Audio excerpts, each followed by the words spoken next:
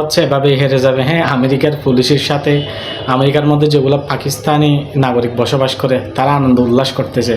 মানে তারা হচ্ছে একমাত্র হচ্ছে গাল মারার মধ্যে সেরা, আর কোনো কিচ্ছু মাঝে সেরা নয়। আর বুয়া যেদুন চ্যানেল আছে, মানে বুয়া খবর ছড়াবেলা একমাত্র বলতে ইন্ডিয়া সেরা।